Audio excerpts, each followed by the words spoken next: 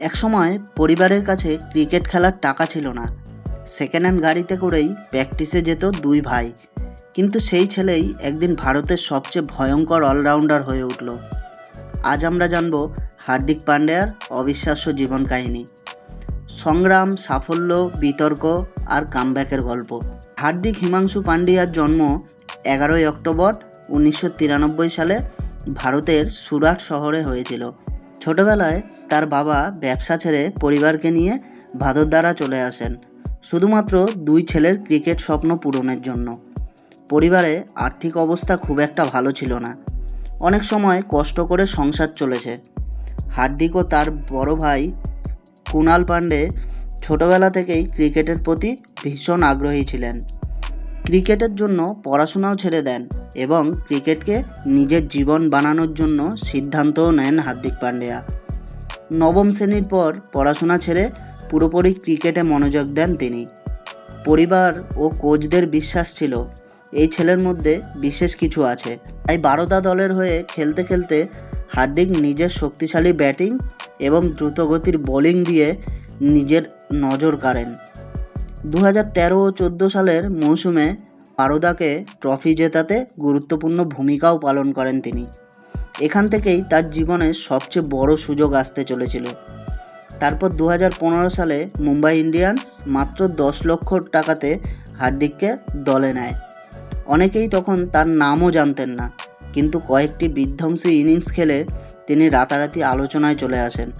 বিশেষ করে কলকাতার বিরুদ্ধে ম্যাচে তার দুর্দান্ত ব্যাটিং সবাইকে অবাক করে দেয়। আর 2016 সালে অস্ট্রেলিয়ার বিরুদ্ধে টি-20 ম্যাচে ভারতের হয়ে অভিষেক হয় হার্দিকের। এরপর ওডিআই ও টেস্ট ক্রিকেটেও সুযোগ পান তিনি। খুব অল্প সময়ের মধ্যেই তিনি ভারতের অন্যতম গুরুত্বপূর্ণ অলরাউন্ডার হয়ে ওঠেন। আর 2017 সালে শ্রীলঙ্কা ন্যাশনাল ক্রিকেট টিমের বিরুদ্ধে নিজের প্রথম টেস্ট সেঞ্চুরি করেন হার্দিক পান্ডিয়া। তার আক্রমণাত্মক ব্যাটিং স্টাইল সারা বিশ্বে প্রশংসিত হয়। কেরিয়ারের মাঝপথে বারবার চোট তার অগ্রগতিকে বাধা দেয়। অনেকেই মনে করেছিলেন হার্দিকের কেরিয়ার হয়তো আর আগের মতো হবে না। সোশ্যাল মিডিয়ায় সমালোচনা, ফিটনেস সমস্যা এবং দলে জায়গা নিয়ে প্রশ্ন সব কিছু একসাথে মোকাবিলা করতে হয়েছিল তাকে। কিন্তু হার্দিক হার মানার মানুষ ছিলেন না।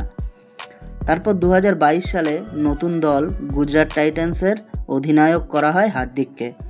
অনেকেই বলেছিলেন এত দ্রুত নেতৃত্ব দেওয়া ঠিক হবে না, কিন্তু সবাইকে ভুল প্রমাণ করে প্রথম বছরেই দলকে আইপিএল চ্যাম্পিয়ন বানান তিনি।